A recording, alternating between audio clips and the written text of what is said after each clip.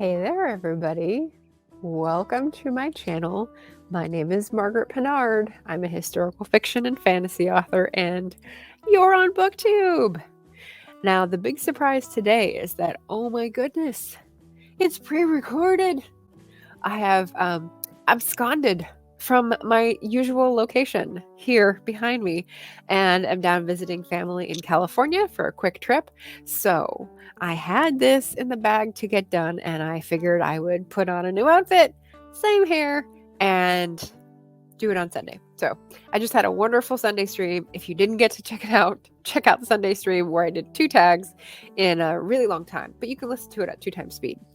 So what I'm going to talk to you about today is a little book haul, and it's from Blackwells. If you're not familiar with Blackwells, it's a major academic and library bookseller in the UK. It started in Oxford. I thought it was Edinburgh, but it turns out it's Oxford if the internet can't lie.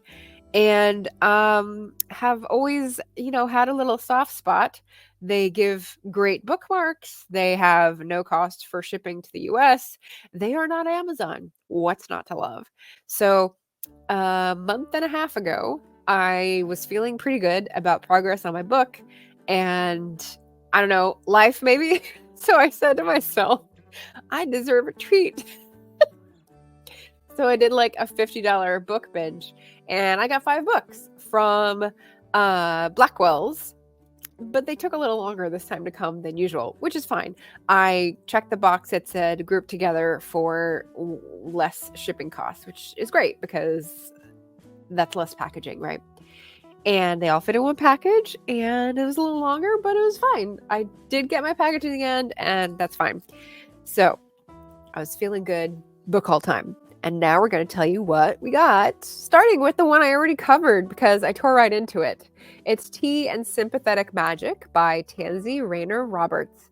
And this is an author who's Australian. So I heard about this book specifically from Scott at Gunpowder Fiction and Plot. And I didn't get a copy before last Australia September, but I did get it in time to review it in my last wrap-up. So I'm getting more New Zealand vibes from this. I don't know, Scott, if you want to grade this accent, tell me if I'm doing it right or doing it a little too Kiwi. But she's got a lot of books in this world, which is magical, sort of historical fantasy. As you can see, we've got proper lady etiquette. We've got tea and teacup. And basically it's like early Victorian, but there's magic, there's still a gender divide, and even in this short, less than 100 pages novel, we got a good lay of the land and a good love story, and I clipped that one right out and went to town. So that was really a good choice. I will say, though, I had to go through a Jeremy Fee-like process of bracketology to assess all these potential purposes. I got it down to 5, but I think I started with like 11 because I go to my wish list on Storygraph, which is public, but I think you have to ask me for the link because I don't want to put it out there. I have like 800 books that are wish list because it just means I've heard about it, but it's not my priority to read it. And I go through those and like I look at the covers and go, ooh, I want to read that soon. And go to Blackwells, see if they have it, see if it's a good price, put it in the shopping cart if those 2 criteria are met, and then go through back and like give me a reality check, right? And sort of whittle it down. So the next one that made the cut is a nature book. And this appealed to me for several directions. And if you don't know who Jeremy Fee is, he is a fellow booktuber who has done a series, I think several times, of the best books of the month when he reads a lot of books. And he does like a March Madness kind of bracket look and explains why his book is winning or beating out another one. And it's great. It's very positive. So the nature one is called Light Rains Sometimes Fall by Lev Parikian. A British year through Japan's 72 seasons. And look at that beautiful cover. I could have used this for the nature book tag, in fact. I was attracted to this cover when I was in the UK in February and put it on my wish list then. So this is actually a recent noticing and pretty quick uptake. it's basically talking about how different cultures see seasons differently. And this person in Britain took the initiative to take the dates from Japan's 72 seasons, which I think is 4 seasons divided by 3 divided by 6. I can't remember what the breakup is. I've read a few pages into it, but not a lot. And look at their own environment, their own local ecology, and see what they notice. And I thought that was beautiful. Something I would maybe undertake as a project if I had that much focus and follow through and stayed in one place for long enough. Like, oh wow, they've even got recycle bins. And they've got a fox. So there's just lots to discover on this cover. And I think that'll be woven into the writing. So very excited for that one. And then number 3, we've got a romance, A Lady's Guide to Fortune Hunting. Kitty Needs a Fortune, Love is Not Required by Sophie Irwin. And we've got blurbs from Taylor Jenkins Reid, which and the Sunday Express, which I don't know anything about. But I had seen other people review this on YouTube and was like, this sounds like fun. A good romance, a good humor, and there's a very short blurb on the back. I think British like shorter back copy. Kitty Talbot needs a fortune. She's got just 12 weeks to find a rich husband and save her sisters, and she must use every ounce of cunning and ingenuity she possesses to climb London society if she is to succeed. The only person she can't fool is Lord Radcliffe, who sees straight through her plans and is determined to stop her at any cost.